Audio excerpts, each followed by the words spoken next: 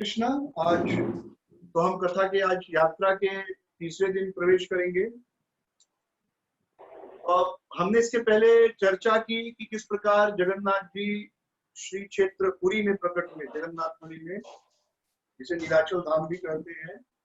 और भगवान का जो धाम है जगन्नाथपुरी धाम, उस पर भी विस्तृत रूप से चर्चा की और यह समझने का प्रयास किया कि जगन्नाथपुरी धाम गौड़ीय वैष्णवों के लिए महत्वपूर्ण क्यों है, यह समझने का हमने प्रयास किया। और मूड नाले जो हरे कृष्ण और வெங்காயம் கூட போட்டுக்கலாம், இன்னைக்கு ஒண்ணும் இல்லையே. பழசு ரெண்டு மூணு போட்டு கொஞ்சம் ஒரு ஒன்று ரெண்டு வெங்காயம் கூட போட்டுக்கலாம். வெங்காயம் 4 செலவாகுமா?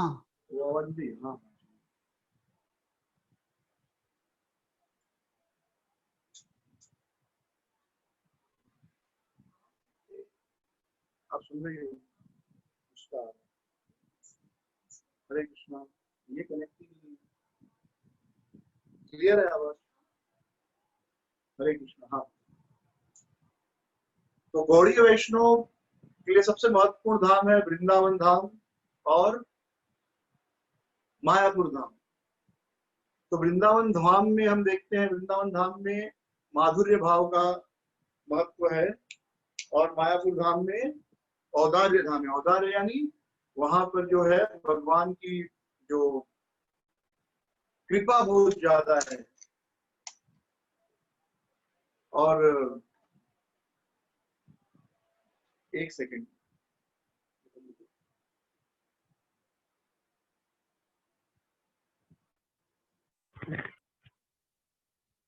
और द्वारका में भगवान का जो है ऐश्वर्य प्रधान है, ऐश्वर्य भाव। लेकिन हम देखते हैं जगन्नाथपुरी में तीनों भाव है। औदार्य भी है, जगन्नाथ जी बहुत दयालु है। ऐश्वर्य तो है, साक्षात श्री मंदिर कहलाता है, लक्ष्मी जी का मंदिर। और माधुर्य धाम इसलिए है क्योंकि जगन्नाथ जी हमेशा राधा रानी के विग्रह में रहते हैं, जो प्रेम की माधुर्य की पराकाष्ठा है। तो आज हम चर्चा करेंगे जगन्नाथ जी का जो स्वरूप है वह द्वारका धाम में और वृंदावन धाम में कैसे प्रकट हुआ।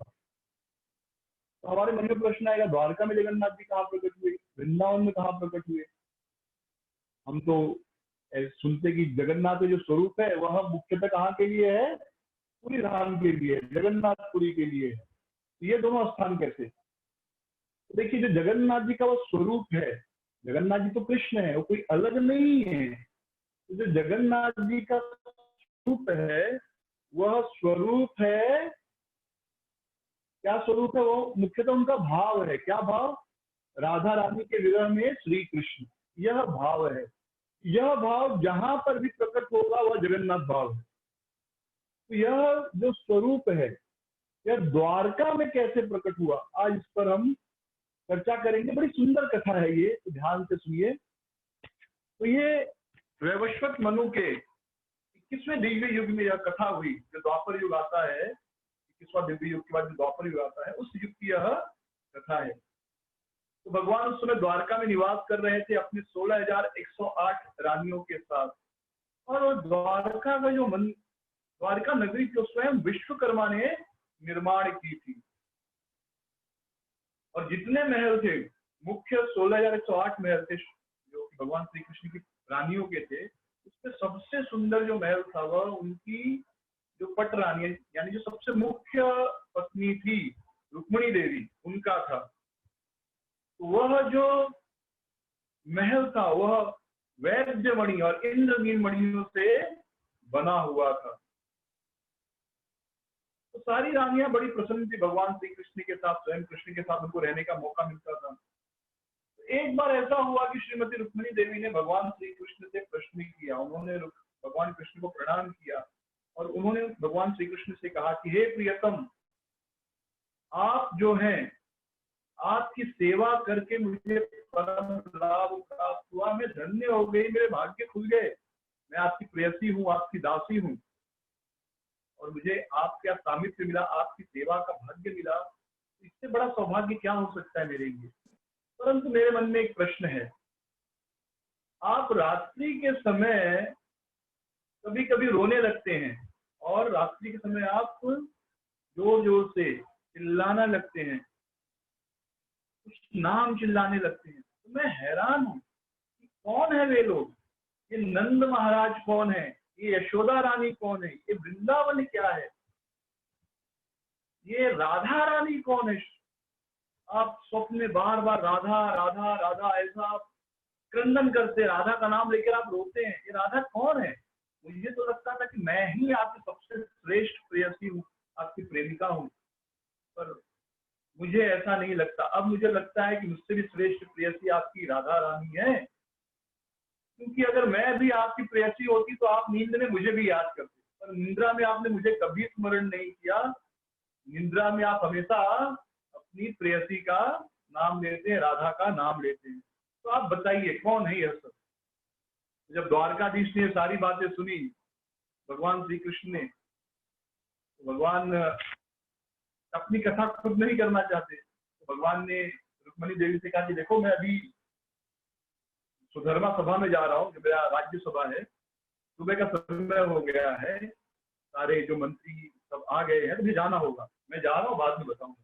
और अगर तुम्हें ज्यादा जानना है तो आप किसको पूछो, आप रोहिणी माता को पूछो, वो आपको बताएंगी वृंदावन क्या है, राधा कौन है, नंद बाबा कौन है, यशोदा रानी कौन है। तो ऐसा कह के वे चले गए। तो रुक्मिणी देवी और बाकी 8 रानियां, मुख्य रानियां और बाकी सारी रानियां जो है, वे माता रोहिणी को ऊंचा आसन प्रदान की, स्वयं नीचे बैठी, अपने हाथ जोड़कर कहा कि हे माता, हमारे जो प्राणनाथ है, हमारे स्वामी कृष्ण रात्रि के समय निद्रा में राधा राधा चिल्लाते हैं, रोते हैं, जैसे एक छोटा बालक रो रहा हो वैसे रोते हैं।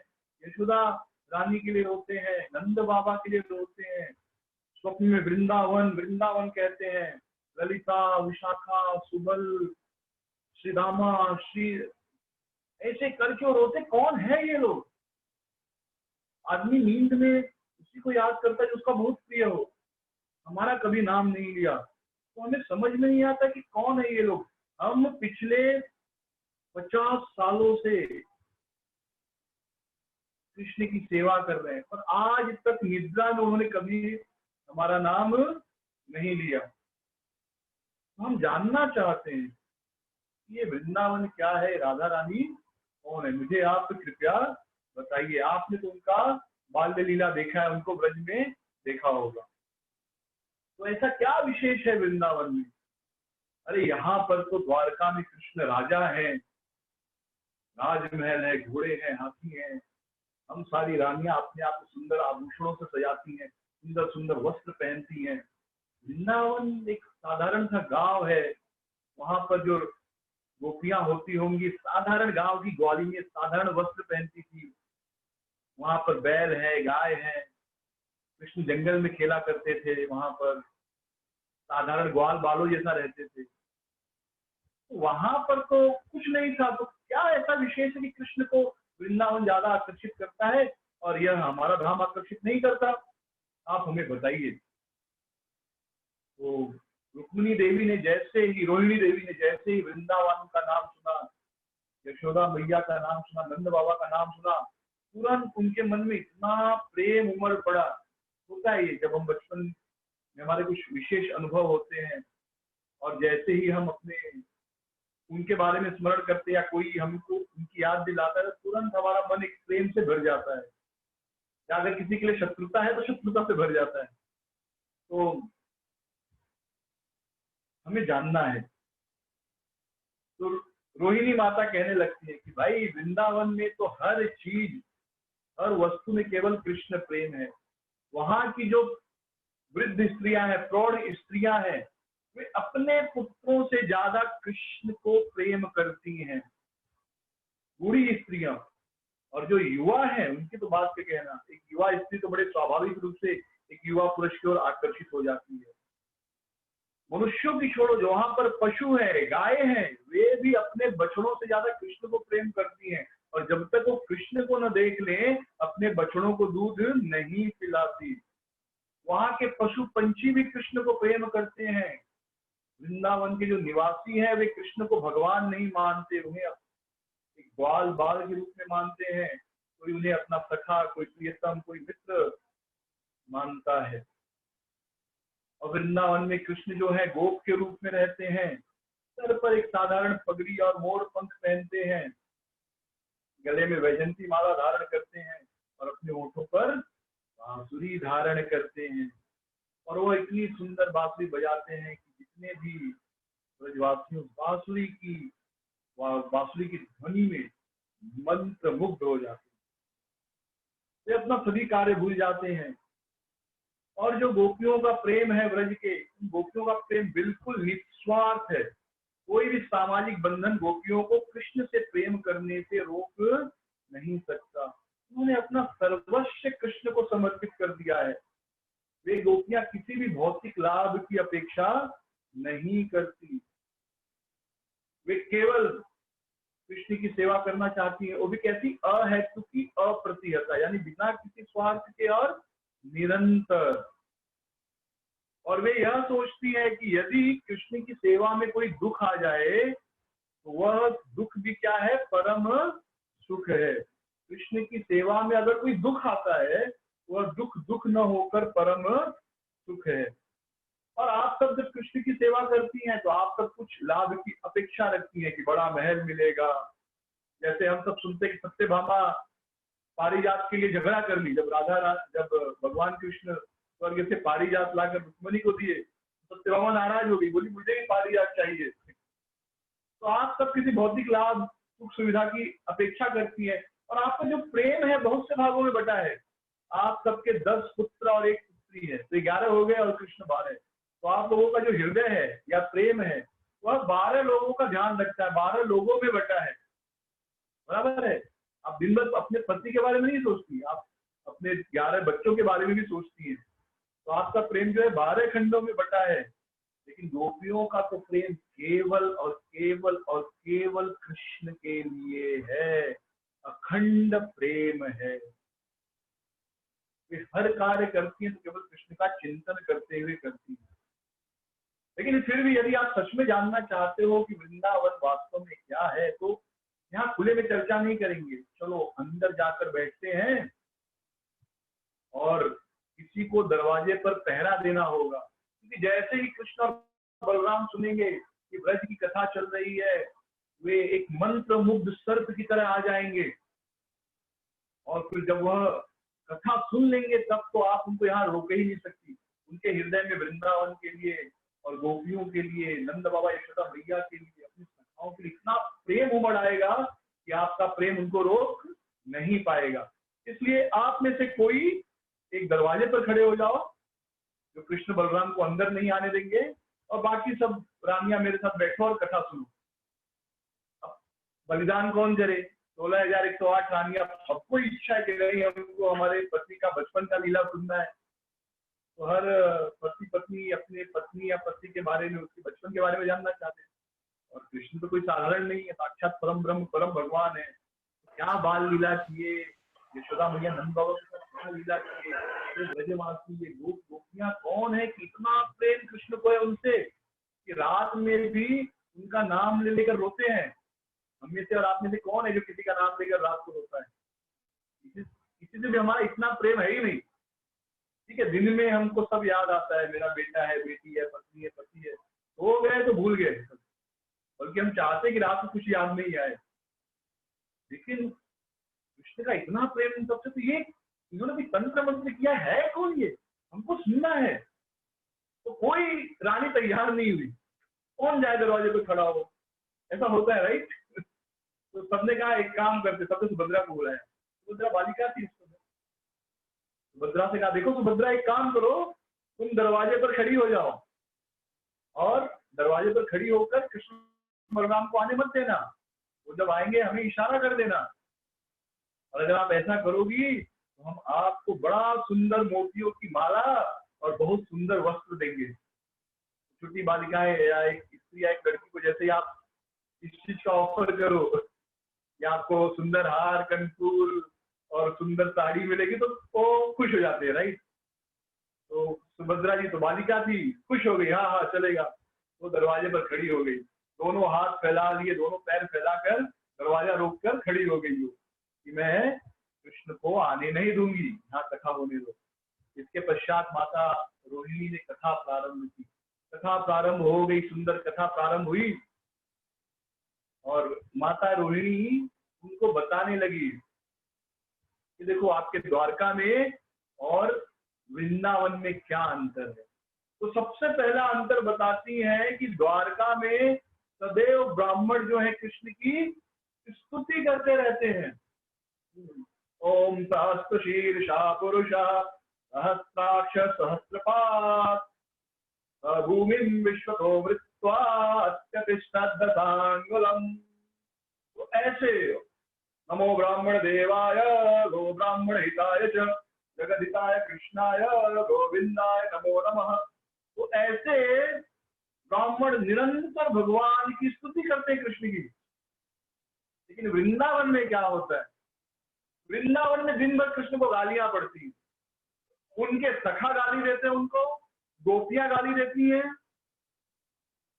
तो गोपियां तो दिन भर गाली देती हैं, सखा भी कभी कभी कुछ गाली दे देते हैं, लेकिन गोपियां तो हमेशा गाली दे देती हैं। हर जाई और क्या क्या बोलती है कृष्ण को, जाओ नहीं देखना ही नहीं तुमको, और कितना भला बुरा बोलती हैं।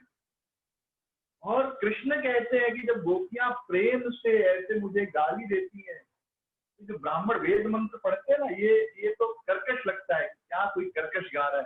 लेकिन गालियां जब देती हैं ब्रज की गोपियां, तो गालियां मुझे वेद की स्तुतियों से भी ज्यादा सुंदर लगती हैं, मधुर संगीत लगता है। क्योंकि वेद की स्तुतियों में क्या है, स्वार्थ है, और इन गालियों में क्या है, शुद्ध प्रेम है। शब्दों का महत्व कोट अनकोट नहीं होता, उन शब्दों के पीछे क्या भाव है, उस भाव का महत्व होता है। जैसे अगर कोई कहे अरे आप तो बड़े बुद्धिमान हैं, तो इसका साधारण अर्थ ये निकलता है, अगर खाली शब्दों को देखा जाए, कि वो आपकी तारीफ कर रहा है। लेकिन इसका वास्तविक अर्थ निकलता है कि वो आपके ऊपर कटाक्ष कर रहा है। हाँ आप तो बड़े बुद्धिमान हैं। ये क्या है, ये कटाक्ष है, ये आपके ऊपर टॉन्ट मारा जा रहा है। शब्दों का अर्थ क्या है कि यू आर वेरी इंटेलिजेंट, लेकिन एक्चुअली इसका एक्चुअल मीनिंग क्या है, आप मूर्ख हो। हाँ भैया तुम तो बड़े विद्वान हो ना, ऐसा बोलते हो भाई। तो ये आपकी तारीफ नहीं है, ये आपके ऊपर कटाक्ष है। तो गोपियां जब गाली दे रही हैं, तो गाली नहीं दे रही हैं, वो अपना प्रेम प्रदर्शन कर रही हैं। तो ये सबसे पहला अंतर है द्वारका में और वृंदावन में। द्वारका में हमेशा जो ब्राह्मण गण है वो क्या करते हैं, भगवान की स्तुति करते हैं अलग अलग मंत्रों द्वारा। लेकिन पीछे क्या होता है, स्वार्थ होता है, कुछ मिल जाएगा। गोपियां गाली देती हैं, स्वार्थ नहीं होता।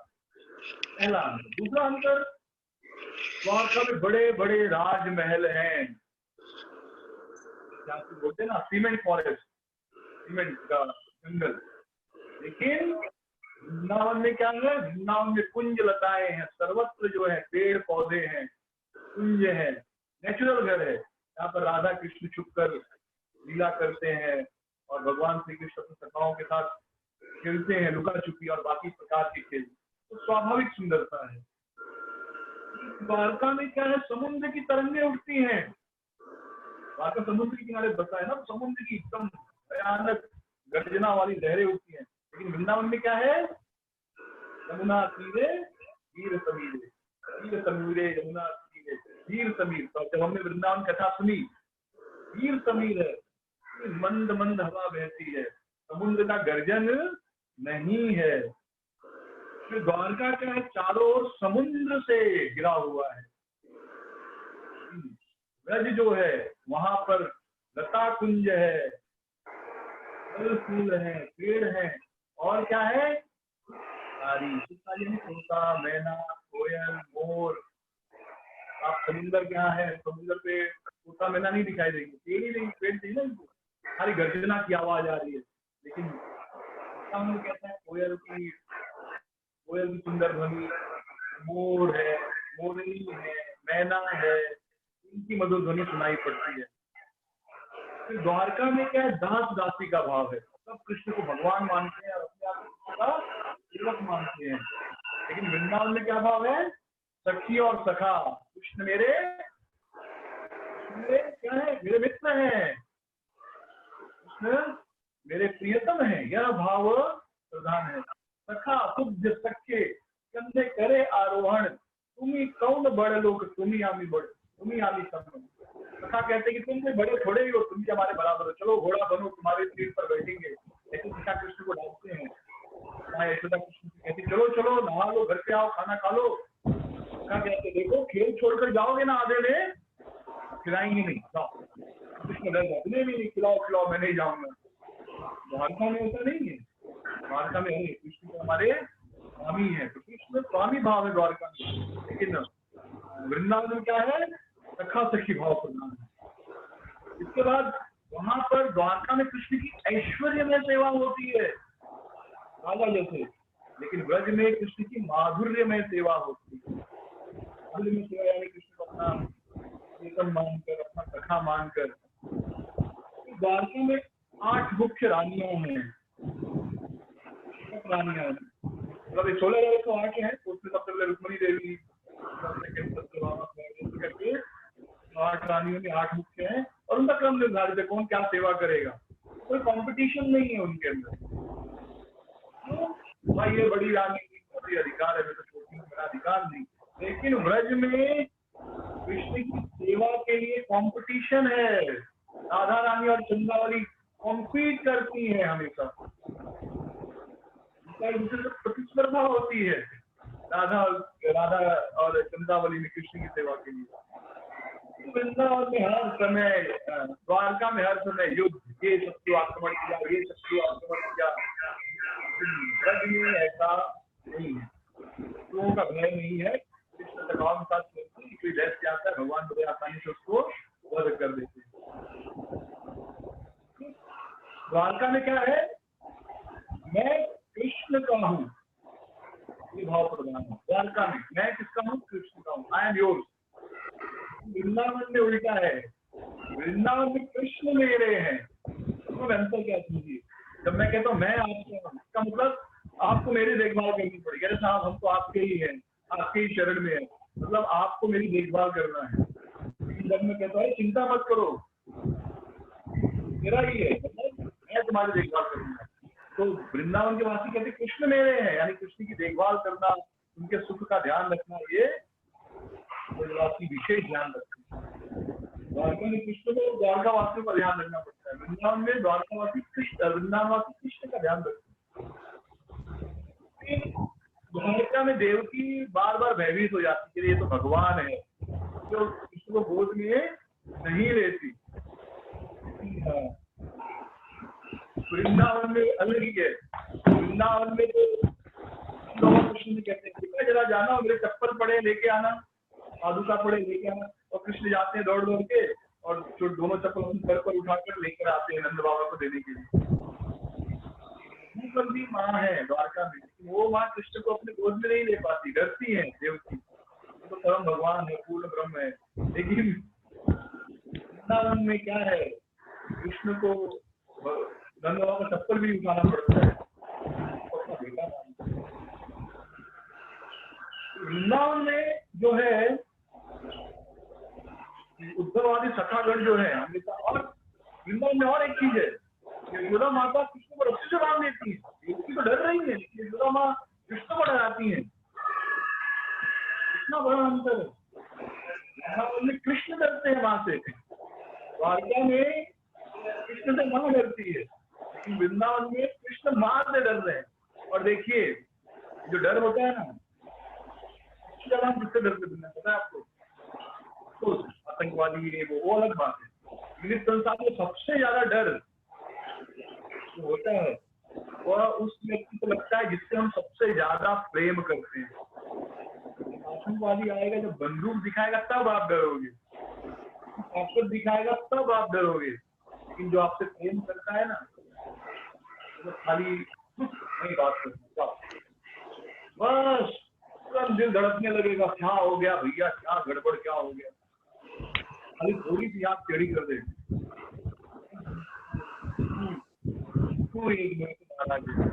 तो दुनिया में सबसे ज्यादा भय उसी व्यक्ति से करते हैं जिससे सबसे ज्यादा प्रेम करते हैं, और जो हमसे सबसे ज्यादा प्रेम करता है, तो कृष्ण किससे डरेंगे, यद विवेकी स्वयं भयम, स्वयं भय भी भगवान कृष्ण से डरता है कि वह भगवान जो है, वह भगवान श्री कृष्ण जो है वे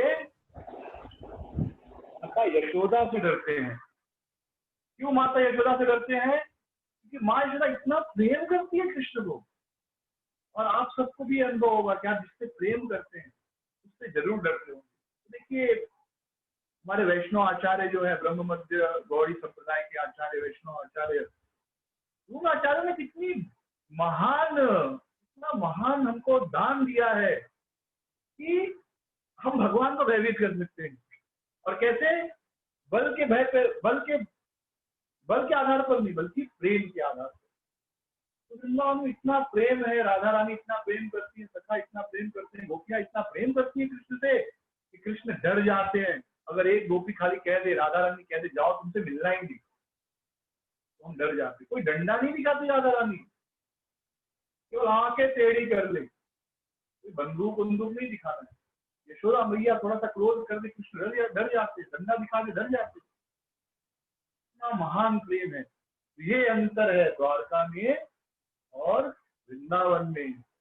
फिर द्वारका में जो है सारे लोग बड़े बहुत ही संभ्रम भाव से रहते, यानी वे हमेशा डरते हैं कृष्ण से।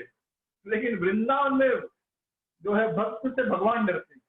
सखा कहते चलो चलो घोड़ा बनो, तुम्हारे कंधे पर बैठना है ऐसे होता है। द्वारका में कृष्ण की पूजा होती है और जो देवता है वो ब्रह्मा शिव कामना करते हैं कि पद धूलि मिले। लेकिन वृंदावन में क्या है? नंद, यशोदा मैया, गोप, गोपी, पंछी, गाय, तरु, ये सब जो है कृष्ण को डांटते हैं, फटकारते हैं, अरे खाना खा लो, अरे इधर आओ, उधर जाओ, ये मत करो, वो मत करो, और कृष्ण डर के रहते हैं। द्वारका में वसुदेव जी कृष्ण की स्तुति करते हैं। वृंदावन में जो उनके पिता हैं, कौन? नंद बाबा कहते जाओ चप्पल लेकर आओ। ये अंतर है। फिर द्वारका में देवकी को, जब देवकी सुनती है कि कृष्ण ने चारूण मुष्टिक इनका वध किया, तो देवकी सोचती कह रहे मैं क्या इसको आशीर्वाद दूंगी, तो स्वयं भगवान इतने बड़े बड़े राक्षसों को मार दिया, तो इसको मैं क्या आशीर्वाद दे सकती हूँ? ये तो महान है, भगवान है। लेकिन वृंदावन में जब भगवान श्री कृष्ण अपने मुख में माँ को पूरा ब्रह्मांड दर्शन कराते हैं, तो भी माँ उनको उखल से बांध देती है, डरती नहीं है कि अरे ये तो भगवान है, नहीं चलो गलती की और अच्छे से बांध दूंगी, डंडा दिखाती है उनको। और इतना प्रिय स्वरूप है। देखिए ये भगवत्ता है, ये वास्तविक भावनाएं हैं। ये पूरा जो जीवन है भावनाओं पर चलता है। कोई भी विज्ञान इसे समझा नहीं सकता। विज्ञान हमें कहेगा कि आपके शरीर में कैल्शियम है, मैग्नीशियम है, पोटेशियम है। इमोशंस वो तो किसी कैल्शियम, मैग्नीशियम, पोटेशियम, आयरन से नहीं आता। इमोशन का क्या? वह इमोशन आता है परम भगवान से। यह सब भी परम भगवान से ही आता है, लेकिन ये जो परम भावनाएं हैं यह भी परम भगवान से आती है। इसलिए जब कोई कहता है कि भगवान निराकार है, वह मूर्ख है। अगर भगवान निराकार है तो उनके अंदर भावनाएं नहीं होंगी, और उनके अंदर भावनाएं नहीं होंगी तो हमारे अंदर कहाँ से भावनाएं आएंगी? एकदम कोई भी व्यक्ति का थोड़ी सी बुद्धि होगा वह यह समझ सकता है कि भगवान निराकार नहीं हो सकते, बल्कि भगवान की तो पास परम भावनाएं हैं, और भावनाएं निराकार के पास नहीं, साकार के पास होती है। इसलिए भगवान के अंदर, और सबसे श्रेष्ठ भावना क्या है? सबसे श्रेष्ठ भावना है प्रेम की भावना। हम कहेंगे नहीं दया की भावना श्रेष्ठ। देखिए आप किसी के ऊपर दया करते, किसी भिखारी को, तो कोई भूखा बच्चा है उसको दया करके आप दूध पिला देते हो, बिस्किट दे देते हो, और वही आप अपने बच्चे को भी बिस्किट देते हो, दूध देते हो। दोनों में अंतर है। एक को आप बिस्किट दे रहे हो, दूध दे रहे हो, कुछ पैसा दे रहे हो, क्यों? दया के कारण। लेकिन वही अपने बेटा बेटी को आप जब पैसा देते हैं, दूध देते हैं, इसलिए देते हैं प्रेम के कारण। दया आप ही नहीं कहते रहे मुझे मेरे बेटे के ऊपर बहुत दया आई, बेचारा 2 दिन से रो रहा था इसलिए मैंने उसको दूध पिला दिया। अपने बेटे के लिए, अपने बेटी के लिए, अपनी पत्नी के लिए आप जब मेहनत करते हैं, अपने पति के लिए जब आप मेहनत करती हैं, वह प्रेम के वश होता है, दया के वश नहीं। अरे बेचारा मैं नहीं घर में खाना बनाऊंगी तो खाएगा क्या? ऐसा कोई पत्नी नहीं सोचती। कोई पत्नी ऐसा सोचती है तो फिर तो कुछ तो गड़बड़ है कि अगर मैं खाना नहीं बनाऊंगी तो बेचारा भूखा मर जाएगा मेरा पति। नहीं, परंतु उसका प्रेम होता है कि नहीं, मेरे पति को भूख नहीं लगनी चाहिए, भूख लगने के पहले मैं उसको दे दूं, वो प्रेम होता है। तो दया और प्रेम, प्रेम की भावना श्रेष्ठ होती है। कोई आपको न्योता दे, अपने बर्थडे पार्टी में बुलाया, कहे मैं दया के कारण आपको बुला रहा हूँ, आपको कभी अच्छा अच्छा खाने को नहीं मिलता है तो आप आ जाओ मेरे यहाँ पे, आज बच्चे का बर्थडे है या आज मेरा बर्थडे, आप आ जाओ। आपको ऐसे गरीब आदमी हो, आपको कहाँ अच्छा अच्छा खाने को मिलता होगा, लेकिन मेरे घर में आज अच्छा बर्थडे पार्टी, जन्मदिन का उत्सव है, आप आओ और मैं आपको खिलाऊंगा। आप जाएंगे क्योंकि वो आपको दया के कारण बुला रहा है।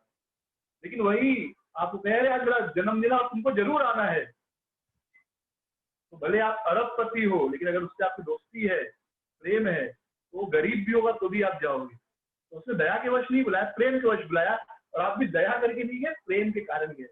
जो प्रेम है सबसे श्रेष्ठ भाव है, और जो सबसे श्रेष्ठ चीज है, सबसे सुंदर चीज है, तो भगवान में होनी ही चाहिए। तो भगवान के अंदर सबसे श्रेष्ठ प्रेम वाली चीज है, और इसलिए हमारे अंदर। तो यशोदा मैया डरती नहीं, अपने प्रेम के बल पे उनको बांध देती है। भागवतम कितना महान उपहार दिया है हमारे आचार्यों ने, जगन्नाथपुरी कितना महान उपहार है हमारे आचार्यों द्वारा दिया गया। फिर मथुरा में, द्वारका में उद्धव जो है कृष्ण के चरणों को धोकर वह जल पीने तो सोचते कि मैं तो बड़ा महान हूँ, मुझे बहुत कृपा प्राप्त हुई अगर कृष्ण की चरण धूलि प्राप्त करनी। लेकिन वृंदावन में उद्धव कृष्ण की चरण धूलि नहीं पाना चाहते। वृंदावन में कृष्ण जो व्रजवासी हैं उनकी चरण धूलि पाना चाहते। समझ में आ रहा है कितना कितना अंतर है, सोचिए कितना सूक्ष्म अंतर है कि हर व्यक्ति भगवान की चरण धूलि पाना चाहता है। उद्धव जैसे महान भक्त जिनको नित्य भगवान की चरण धूलि प्राप्त है, वो तो भगवान के सेवक हैं और भाई भी हैं, महान भक्त है, पर है कहाँ वाले? द्वारका वाले, मथुरा वाले। तो जब वो द्वारका मथुरा में रहते तो भगवान की चरण धूलि मिलती है, लेकिन जब वो वृंदावन जाते हैं तो भगवान की चरण धूलि भूलकर मन में कामना करते हैं कि मुझे जो व्रजवासी हैं और विशेष रूप से उसमें जो गोपियां हैं उनकी चरण धूलि। ये अंतर है, ये ब्रजवासियों का प्रेम है। ये कौन समझा रही है? रोहिणी माता समझा रही है। किसको समझा रही है? गोपियों को, रानियों को समझा रही है कि जो दो दिन भर भगवान की चरण धूलि द्वारका मथुरा में प्राप्त करते हैं वो कभी इच्छा नहीं किए होंगे कि मुझे कृष्ण की रानियों की चरण धूलि मिले, लेकिन वही उद्धव वृंदावन में सोचते कि मैं छोटी सी घास बन जाऊं, गुरु बन जाऊं और मुझे भगवान के जो भक्त है राधा रानी गोपियां उनकी चरण धूलि मिले। फिर मथुरा में कृष्ण बड़े होकर रहते हैं 10 साल के बाद की उम्र, लेकिन वृंदावन में कृष्ण हमेशा किशोर और बालक रहते हैं। बाल्य लीला और किशोर लीला। किशोर यानी जनरली एक उम्र होती है 14, 15, 16 साल, 12 साल से शुरू हो जाती है, जिसमें एक लड़की का लड़के के लिए और एक लड़के का लड़की के लिए आकर्षण बढ़ने लगता है। साधारण रूप से 5-10 साल के बच्चे तक आकर्षण नहीं होता, पर उसके बाद तो बच्चा 10, 11, 12 साल का हो जाता है तो आकर्षण उसका एक स्त्री के लड़की के लिए और एक लड़की का लड़के के लिए बढ़ने लगता है। किशोर अवस्था, हल्की हल्की मूछें आती है, आप देखे होंगे एक लड़कों को, बच्चे 12-13 साल के तो बहुत हल्की सी मूछें आती है, तो कहते हैं हाँ बच्चा बड़ा हो रहा है। तो कृष्ण हमेशा वृंदावन में किशोर के रूप में रहते हैं, ब्रज में तो बड़े राजा के रूप में रहते हैं, और मथुरा में कृष्ण क्या है? सर्वश्रेष्ठ है। लेकिन ब्रज में कृष्ण परम श्रेष्ठ है, यानी वृंदावन में कृष्ण का ऐश्वर्य भाव है और मथुरा में कृष्ण का ऐश्वर्य भाव है, लेकिन ब्रज में कृष्ण का परम माधुर्य भाव है।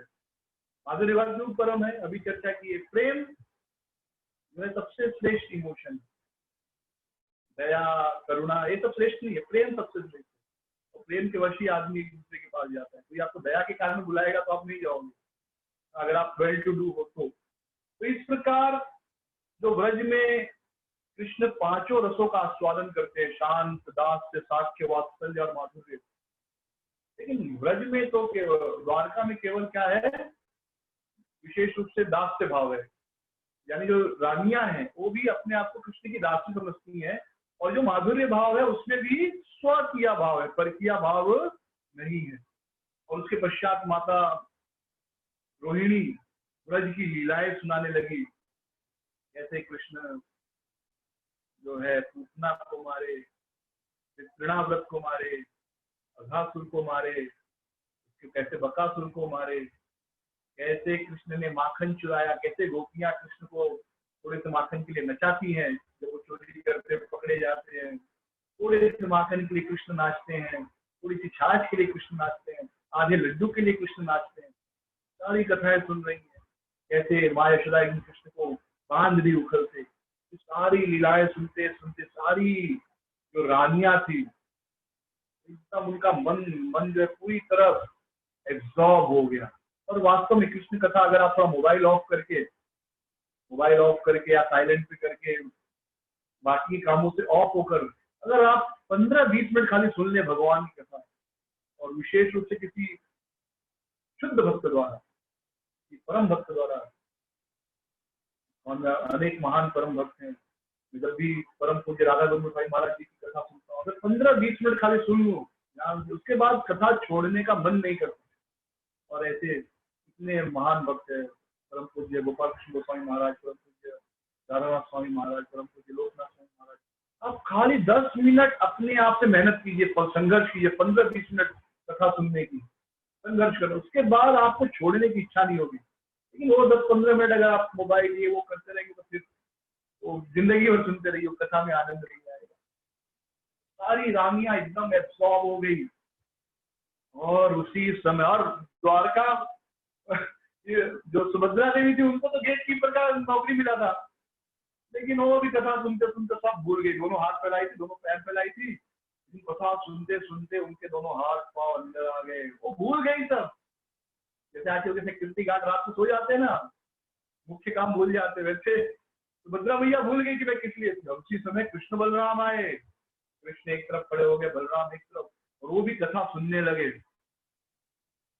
और उनके अंदर जो है अधिरूढ़ महाभाव प्रकट होने लगा। आंखें एकदम आश्चर्यचकित की बड़ी हो गई। तो हम कुछ आश्चर्य से भी सुनते, हाँ ऐसा हुआ, आंखें बड़ी कर लेते, अच्छा ऐसे हुआ, आंखें अपने आप बड़ी हो जाती। कृष्ण बलराम अपनी ही कथा सुनकर, कभी कभी हम भी जब बचपन की कुछ बातें माता पिता हमको बताते हैं, अच्छा ऐसा था, मैं खुशी होती है कुछ अच्छी बात सुनते हैं, कि हमको बचपन का याद नहीं रहता। कृष्ण बलराम जब अपनी कथा सुने, भद्रा मैया सब एकदम आंखें बड़ी बड़ी हो गई, हाथ पांव अंदर आ गए, पैर अंदर आ गए, और यह सब बाहर हो रहा है, कथा चल रही है। उसी समय माता रोहिणी ने एक विशेष कथा सुनाई कि एक समय ऐसा हुआ जब भगवान श्री कृष्ण जन्म लिए थे, तो वसुदेव महाराज कहाँ थे, कि रोहिणी माता कथा ही सुना रही है, और कृष्ण भी एक कथा सुन रहे हैं। तो रोहिणी माता जब भगवान कृष्ण प्रकट हुए तो वसुदेव जेल में थे, कारागृह में थे। तो वसुदेव ने मन से 1 लाख गौएं दान करूंगा ऐसा संकल्प लिया। और फिर ये आदमी का स्वभाव होता है हम सबका, तो संकल्प लेते थोड़े समय के बाद भूल जाते। वसुदेव महाराज ध्यान से उतर गई होगी, बहुत सारा काम काज रहता है, आदमी भूल जाता है, 10 साल बाद तो जेल से छूटे हो, उनके ध्यान से उतर गया ये बात। तो नारद जी गए, नारद जी द्वारका गए, और उन्होंने वसुदेव महाराज से कहा कि आपको पता है जब कृष्ण प्रकट हुए थे तो आपने मन में संकल्प किया था 1 लाख गौएं आप दान करोगे, तो आप वह अपना संकल्प पूरा कीजिए। आप सब प्रभास क्षेत्र जाइए और वहां पर एक बड़ा यज्ञ आयोजन कीजिए, और कृष्ण स्वयं उस यज्ञ में बैठे, और कृष्ण के हाथों आप 1 लाख गौएं दान कीजिए। तो सब बड़े खुश हुए द्वारकावासी, इसकी तैयारियां शुरू हो गई। तो जो कंस और देवकी की माँ है, कंस और देवकी भाई बहन है, ठीक है, कंस मामा है ना कृष्ण के, तो उनकी माँ का नाम है पद्मावती। तो पद्मावती ने नारद को बुलाया, कहा देखो आके ही जाओ, सबको निमंत्रण दे के आओ, बड़ा यज्ञ होने वाला है, सबको निमंत्रण देकर आओ, सबको बुलाओ, लेकिन देखो व्रज मत जाना, वृंदावन मत जाना। और इस प्रकार उन्होंने नारद जी को भेज दिया। नारद जी सबको निमंत्रण देकर आए, स्वर्ग तक के राजाओं को निमंत्रण देकर आए, हर राजा हस्तिनापुर चले गए, और जितने भी राज्य थे सब जगह सबको निमंत्रण देकर अंत में पहुंच गए ब्रजपुरी वृंदावन। और बहुत थक चुके थे, बहुत भूख प्यास लगी थी। तो ब्रजभूमि जब पहुंचे तो ब्रजभूमि की सुंदर शोभा, वहां का सुंदर वन प्रदेश देखकर, तोता मैना को देखकर, मयूर को देखकर, सुख सारी को देखकर, धीर समीर का आनंद लेकर, यमुना जी को देखकर एकदम आश्चर्यचकित हो गए। वे अपने आप को भूल गए नारद जी, फिर उन्होंने यमुना में स्नान किया और यमुना के बगल में ही, हमने कथा सुनी ना, यमुना के बगल में ही नंद बाबा का घर था यमुना। तो एक सुंदर महल में प्रवेश किया, नंद बाबा के घर में उन्होंने प्रवेश किया और अंदर आए और वो कहने लगे मुझे बहुत प्यास लगी है। तो तुरंत यशोदा मैया जो है उनको एक आसन पर बिठाई और अंदर से दूध, दही, छाछ, छेना, ब्रज में तो दूध ही दूध है, तो किसी को प्यास लगे तो पानी नहीं पिलाते, छाछ पिलाते हैं। और गर्मी में छाछ सबसे अच्छा चीज होता है, आदमी थका और छाछ पीने से ताकत आती है। नकली छाछ नहीं, ठीक है, ये छाछ पिएंगे तो बीमार हो जाएंगे, असली छाछ की बात करता है। जब उन्होंने वृंदावन का मक्खन, यशोदा मैया के हाथ में निकाला हुआ मक्खन, छाछ, दूध पिया, छेना खाया, इतना मन तृप्त हो गया। अब यशोदा मैया अपने हाथ से दूध का छाछ बनाए, छेना बनाए, तो वैकुंठ में भी क्या मिलेगा वो। माँ यशोदा जितना बढ़िया कृष्ण के लिए छाछ बना सकती है, कोई क्या बनाएगा, वैकुंठ में भी उपलब्ध नहीं। तो ये पीने के बाद, पानी पीने के बाद नारद जी कहने लगे कि इतना प्रेम और इतना स्वादिष्ट भोजन तो मुझे द्वारका में नहीं मिला आज तक। साक्षात कृष्ण रहते फिर भी। जैसे ही यशोदा मैया ने सुना द्वारका, बोले अरे आप द्वारका से आए हो, द्वारका से आए हो, तो मेरा कन्हई कैसा बताओ, मेरा कन्हई कैसा बताओ, वो ठीक से तो है ना। अरे उसको छोड़कर मैं कैसे जी रही हूँ, मेरा हृदय तो इतना कठोर हो गया है, उसके बिना भी मैं जी रही हूँ, ऐसा कह के वो रोने लगे। तो उनका रोना देखे नारद जी तो हैरान हो गए, बोले इतना प्रेम। उन्होंने यशोदा मैया से कहा कि माँ आप कौन हो और ये कन्हई आपका कौन लगता है, आप उसके लिए इतना क्यों रो रही हो। माँ यशोदा ने कहा कि उसे लोग यशोदा नंदन कहते हैं, मेरा ही बेटा है, बचपन से मेरे साथ ही रहा, तुम नहीं समझोगे नारद, वो कैसा है कन्हई, ठीक है ना, वो तो मेरे जीवन का एप्पल ऑफ द आई बोलते हैं, मेरे आंखों का तारा है, मेरे जीवन का सहारा है, वही सब कुछ है, मेरा सर्वस्व है, मेरे गले का हार है। वह एक बार वो महाक्रूर अक्रूर आया था और लेकर चला गया, और मेरा कान्हा वहां कंस को मारकर मथुरा का और फिर द्वारका का राजा बन गया, मैं तो दिन रात उसके लिए रोती हूँ। ऐसा कह के माँ यशोदा रोने लगी। नारद जी ने कहा कि अच्छा आप उनकी मैया हो, आप उनकी माता हो, तो कृष्ण एक यज्ञ कर रहे हैं, सबको बुलाया, आपको नहीं बुलाया। माँ ने सुना मेरा कान्हा मेरा कन्हई यज्ञ कर रहा और मुझे नहीं बुलाया आपको, ऐसा रोने लगी जैसे आंखों से गंगा यमुना बहने लगी। माँ रो रही है, रो रही, नारद जी देख रहे हैं, रुकने का नाम ही नहीं ले रही है कि मेरा बेटा यज्ञ कर रहा, मुझे कैसे भूल गया। माता यशोदा बहुत रोने लगी। तब तो नंद बाबा आए, अरे क्या हुआ, क्यों रो रही हो। यशोदा ने कहा अरे पता है अपना कन्हई बहुत बड़ा यज्ञ कर रहा, हमको नहीं बुलाया। तो नंद बाबा कहते अरे हमारा बेटा हमें क्यों बुलाएगा, यज्ञ में क्या माँ बाप को बुलाया जाता है क्या, हमको जाना चाहिए। वो सोच रहा होगा कि हम आएंगे, कोई अपने रिश्तेदारों को बुलाता है क्या, और कोई माँ बाप को बुलाता है क्या, हमारा तो हक है, हमको तो अपने आप जाना चाहिए, बिना बुलाए जाना है हमको। चलो सबको आदेश दो, दूध दही माखन घी जो है सब लेकर चलो, बड़ा यज्ञ हो रहा है, कन्हई हमारा कब से इंतजार कर रहा होगा, हम यहीं पर हैं। तुरंत आदेश दिया, सब तैयारी होने लगी। यहाँ पर नारद जी वापस आ गए, उग्रसेन से मिले। उग्रसेन की जो पत्नी थी पद्मावती, पद्मा ने नारद से पूछा हे नारद सब जगह घूमा है, सबको निमंत्रण दे दिया। नारद ने कहा हाँ हाँ सबको निमंत्रण दिया, मैं तो व्रज भी चला गया था और व्रजवासियों को भी बुलाया यज्ञ में।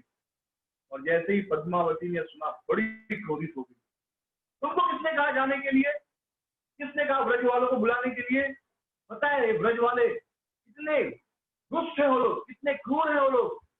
मेरा कान्हा राजा था, राजा का बेटा है वो, उससे जंगल में उन लोगों ने गाय चराई, कितना तकलीफ दिया उसे, गर्मी हो सर्दी हो बारिश हो, कन्हैया को भेज देते थे वो लोग। वो जो थी वो यशोदा वहां की रानी, इतनी क्रूर हृदय की है वो, गैया चराती थी और एक दिन थोड़ा सा माखन क्या चुरा के खा लिया, उसको उखल में बांध दी, और तुम उनको बुलाते हो। नारद जी कहते अरे भैया, अरे पद्मावती तुम क्या जानो उनका प्रेम। इन पद्मावती को बड़ा गुस्सा है। देखिए यही चीज है, प्रेम ऐसा ही है, मिसअंडरस्टूड कर लेते हैं। माँ यशोदा का शुद्ध प्रेम, माँ यशोदा तो कृष्ण को अपने से दूर जाने ही नहीं देना चाहती थी। तो कृष्ण खुद जंगल में गाय चराने जाते थे। माँ का बस चले तो उनको पल्लू में बांध कर रखे कृष्ण को। हाँ, कृष्ण जब गाय चराने के लिए जाते थे तो माँ उनको सब भोजन वगैरह दे देती थी। कृष्ण थोड़ा दूर जाते थे, माँ कहती थी कान्हा सुनो सुनो सुनो, कान्हा वापस आओ वापस हो जाओ। देखो बेटा, एक समय पे खाना खा लेना, हाँ भूखे मत रहना। कन्हैया कहते थे हाँ ठीक है। फिर कन्हैया गाय चराने के लिए जाते थे, थोड़ा ही दूर जाते थे, फिर वापस आते थे, सुनो कन्हैया कन्हैया वापस आओ वापस आओ। फिर कहते थे देखो कान्हा, पेड़ पर मत चढ़ना, हाँ ऊंचा पेड़ पर मत चढ़ना, गिरोगे चोट लग जाएगी। कन्हैया कहते ठीक है माता, नहीं चढ़ूंगा। फिर कन्हैया निकलते थे कान्हा को लेकर, तब तक हो जाए सुनो कान्हा वापस आओ वापस आओ वापस आओ। देखो जंगल में भयानक पशु भी रहते हैं, तो सबके साथ में रहना, अकेले यहाँ वहां मत जाना। हाँ माता नहीं जाऊंगा। फिर कन्हैया जाने लगते थे, फिर बुलाते आओ आओ आओ। सुनो एक बात सुनो, बलराम का साथ नहीं छोड़ना, ठीक है? बलराम कान्हा का हाथ पकड़ के रखना, तुम बड़े भाई हो। तो माँ तो जाने ही नहीं देती थी, इतना प्रेम था। लेकिन ये प्रेम की परिपाटी है, संसार की परिपाटी है कि शुद्ध प्रेम में भी लोग ऐसा एंगल ढूंढ लेते हैं। माता सीता के अंदर भी दोष ढूंढ लेते हैं, माँ यशोदा के प्रेम में भी खोट ढूंढ लेते हैं। तो ऐसे हमारे अंदर भी खोट ढूंढे तो भी बुरा नहीं मानना चाहिए। जब माँ यशोदा के प्रेम में कोई खोट ढूंढ सकता है, माँ सीता की पवित्रता में कोई खोट ढूंढ सकता है, तो हम और आप कौन है? तो कभी दुखी नहीं होना चाहिए अगर कोई हम पर कोई बुरा आरोप लगा दे, हमारे अंदर कोई कमी ढूंढ ले, तो भी प्रसन्न रहना चाहिए, ठीक है ये कमी तो है और मैं इसे सुधारूंगा, और नहीं है तो भी कोई बात नहीं। तो पद्मावती बहुत क्रोधी थी। जब ऐसा क्रोध करने लगी, बहुत गुस्से में आ गई, तो देवकी ने कहा उस समय खाली संभालने के लिए, देवकी के अंदर इच्छा नहीं थी, उसने कहा ठीक है हम बहुत सैनिक लगा देंगे और यशोदा को अंदर नहीं आने देंगे द्वारका में। पद्मावती बहुत खुश हो गई। देवकी ऐसा कभी नहीं चाहेगी, लेकिन एक होता है इमीडिएट कुछ करना होता है, तुरंत कुछ उपाय करना होता है, तो तुरंत का उपाय उन्होंने कर दिया। उसके पश्चात पद्मावती रात को सोने गई, पर उसको नींद नहीं आई। वो बोली ये व्रजवासी बड़े दूर हैं, कैसे भी धक्का मुक्की करके यहाँ वहां से आ जाएंगे, मेरे कान्हा को परेशान करेंगे। वो खुद जाकर सुबह सुबह दरवाजे पर खड़ी हो गई, और यहाँ सारे ब्रजवासी जो है दूध दही मक्खन आज जो कुछ था लेकर कन्हैया की लीला गाते हुए प्रभात क्षेत्र आए। बड़े खुश थे कि आज कान्हा के दर्शन होंगे। लेकिन रास्ते में पद्मावती ने रोक लिया। पद्मावती ने कहा कि अरे तुम लोग कैसे इस यज्ञ में आए, इसमें शर्म नहीं है, कोई लज्जा है कि नहीं? अपना मुंह दिखाने आ गए। मेरा कान्हा, मेरा जो नाती है राजघराने का है, तुम लोग उससे गाय चरवाए तो ग्वाला बना दिए, और थोड़ा सा माखन क्या चुराया, उसको इतनी बड़ा सजा दी, उसको रस्सी से बांध दी तुम। यशोदा तुमको शर्म नहीं आती, अपना मुंह दिखाने आ गई यहाँ पर। और माँ ने सुना, जैसी यशोदा मैया सुना रोने लगी। तो खाली यही सोच के आई थी कि मेरे कान्हा का मुस्कुराता हुआ चेहरा देखूंगी, इतनी दूसरा और कुछ नहीं कि मेरा कान्हा राजा है मुझे कुछ दे देगा, ऐसा कुछ सोच ही नहीं सकते थे। मैया यशोदा रोने लगी, इतना रोने लगी, दोनों आंखों पे आंसू बह रहे थे। तो देवकी ने कहा कि ये यशोदा रो मत, एक काम करते हैं कन्हैया को यहाँ बुला लेती, तो आपका बात भी रह जाएगा, आपकी भी इच्छा पूरी हो जाएगी, और जो मेरी माँ है वह चाहती नहीं कि आप अंदर जाओ, तो उसका भी इच्छा पूरा हो जाएगा, दोनों का इच्छा पूरा हो जाएगा। तो ये नारद जी जाओ आप कन्हैया को बुला कर लाओ। तो नारद ने कहा कि माता मैं तो बुला के लाऊंगा, लेकिन अब क्या यज्ञ शुरू हो गया है और स्वाहा स्वाहा की आवाज आ रही है, तो स्वाहा स्वाहा शुरू हो चुका है, तो यज्ञ के बीच में किसी को बुलाना और किसी का उठकर आना ठीक नहीं है, अशुभ मानते। हाँ लेकिन अगर माँ बुलाए तो वह शुभ है। जिस घर में माँ रहती है, भाग्यशाली लोग जिनके घर पे माँ रहती है और बार बार अपने बेटे का नाम लेती है, बेटा थोड़ा ये कर दो वो कर दो, आशीर्वाद है वो, ठीक है, जीवन में वो शुभ है, अच्छा हो रहा है हमारे साथ कि हमारी माँ हमारे साथ है और हमें बार बार बुलाती है। माँ का बुलाना जो है जीवन में शुभ लाता है, मंगलमय होता है माँ का बुलाना। वे भाग्यशाली लोग जो अपनी माओ के साथ रह रहे हैं। तो मैं तो नहीं बुला पाऊंगा, आप बुला लो। तो माता देवकी बुलाने लगी, कृष्ण सुनो, कृष्ण जोर जोर से, कृष्ण कृष्ण यहाँ आओ, देखो कौन आया है, कृष्ण यहाँ आओ, जोर जोर से बुला रही थी। यज्ञ की ध्वनि चल रही थी, स्वाहा स्वाहा हो रहा था, कृष्ण सुने नहीं, और सुने तो शायद आए भी नहीं। तो नारद जी ने कहा, अरे ऐसा क्या यज्ञ, माँ बुला रही तो आना चाहिए। फिर उन्होंने यशोदा से कहा कि आप यशोदा भैया आप भी बुला दो एक बार, आपके जो नीलमणि कृष्ण है आप भी एक बार बुला कर देखो। तो देवकी ने भी कहा कि यशोदा आप भी बुला लो, शायद आपके बुलाने पे आए। तो यशोदा मैया एकदम प्रेम से, उनके पूरे हृदय का प्रेम, इतने समय से विरह भी था, और प्रेम तो ऐसे ही है, ब्रज का प्रेम है, बड़े ब्रज के प्रेम से पूरे आतुर भाव से बोली, कान्हा कनाई कनाई मेरे कनाई। और जैसे ही कृष्ण ने सुना, दौड़ कर वे आ गए, और आते ही माँ यशोदा की गोद में बैठ गए, राजा थे। और उस समय उनकी उम्र कम से कम 60-70 साल थी, यानी प्रकट लीला में, भगवान तो अनादि है, उनका तो कोई उम्र है नहीं, लेकिन जो प्रकट लीला है, भौतिक धरातल पर जो लीला की है, उस समय उनकी उम्र थी कम से कम 60-70 साल। हाँ, 10 बच्चे, हर पत्नी से 10 बेटा 1 बेटी, यानी 1,60,180 बेटे और 16,108 बेटियों के पिता थे वो। और माँ की गोद में बैठ गए। और माँ भी देखिए, वो माँ का प्रेम क्या होगा, जैसे ही बेटा गोद में बैठा, माँ के स्तन से दूध निकलने लगा यशोदा मैया के। जनरली 2-3 महीने तक, 4 महीने तक ही माँ के स्तन से दूध निकलता है बच्चे के लिए। जो माँ का प्रेम होता है बेटे के लिए, वह प्रेम खून को दूध में बदलता है, ये शक्ति है। वैज्ञानिक कहते हैं ये हार्मोन, वह हार्मोन, लेकिन वास्तव में वह कौन सी शक्ति है जो माँ के खून को, एक स्त्री के खून को दूध में बदल देती है? वह शक्ति है उस माँ का अपने बेटे के लिए प्रेम। माँ का इतना प्रेम होता है बेटे के लिए कि खून भी दूध में बदल जाता है।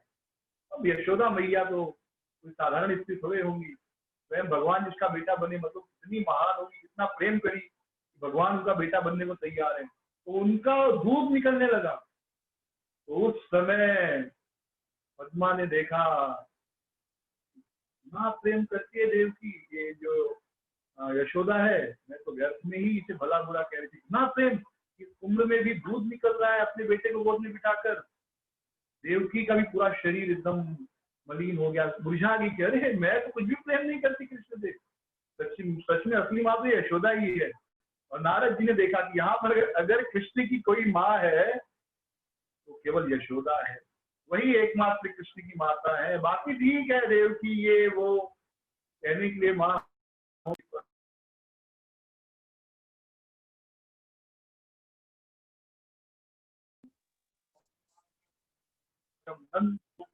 कुसुम मित्रम परमानंदम पूर्ण ब्रह्म सनातनम। इतना भाग्य, अहो भाग्य, अहो भाग्य, इतने परम भाग्य की बात है।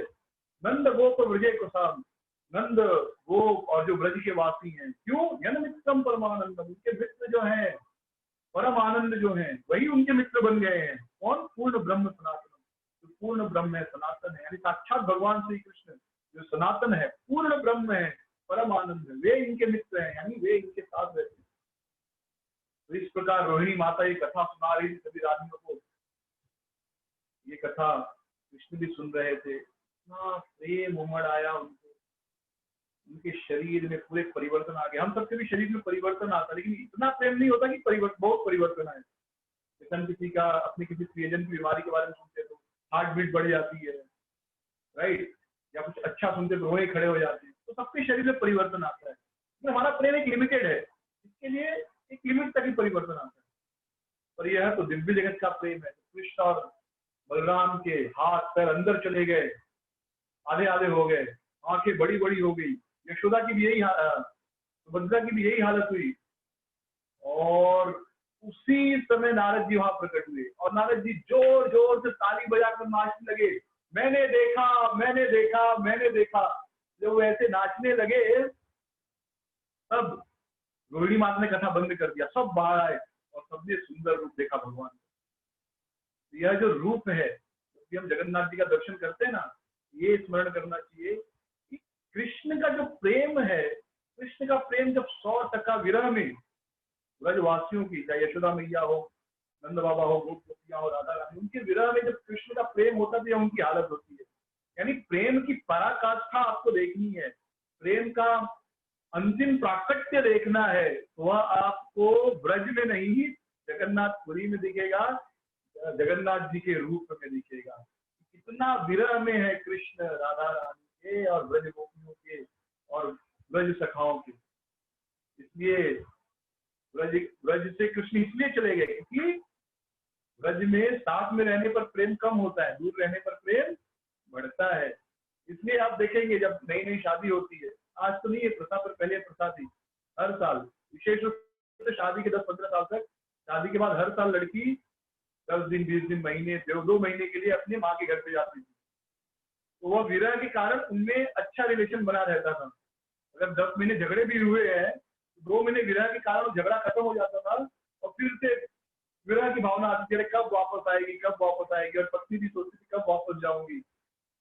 तो फिर एक दूसरे की वैल्यू करने लगते थे और धीरे धीरे 10-15 साल रहने के बाद वे ऐसा रिलेशन हो जाता है कि मतलब कि छोड़ नहीं सकते, अगर रह नहीं सकते तो छोड़ भी नहीं सकते। हाँ, तो ये पहले मैंने देखा है कि जब शादियां होती थी हमारे, तो हमारे घर में भी जो बहुएं हो जाती थी या हमारे बहनों की शादी हुई है तो भी आती थी, महीना 20 दिन 1-1 महीने के लिए घर पर आते थे। अब तो क्या 24 घंटे 7 दिन 365 दिन साल भर जिंदगी शुरू से ही साथ में रहते हैं, शादी के पहले भी साथ में रहते तो बाद में तलाक भी हो जाता है। ये विरह जो है प्रेम को बढ़ाता है। तो यह रूप जब नारद जी ने देखा तो नारद जी बहुत प्रसन्न हुए, भगवान को दंडवत प्रणाम किए और भगवान कृष्ण बहुत प्रसन्न थे कथा सुनकर। उन्होंने कहा नारद जी मांगो क्या वर चाहिए। तो नारद जी ने कहा ये जो आपका रूप है, यह रूप ब्रह्मांड के सारे समस्त जीव देख सके, यही मेरी इच्छा है। और भगवान कृष्ण ने कहा तथास्तु, और वही रूप लेकर भगवान श्री कृष्ण नीलाचल में पुरुषोत्तम क्षेत्र में जगन्नाथपुरी में प्रकट हुए हैं। तो ब्रज वृंदावन का जो सार है, आप कह सकते वृंदावन का प्रेम का जो सार है वह स्वरूप श्री जगन्नाथ जी का है। इसलिए गौड़ीय वैष्णव मायापुर धाम, वृंदावन धाम और जगन्नाथपुरी धाम, ये 3 को सबसे विशेष महत्व देते हैं।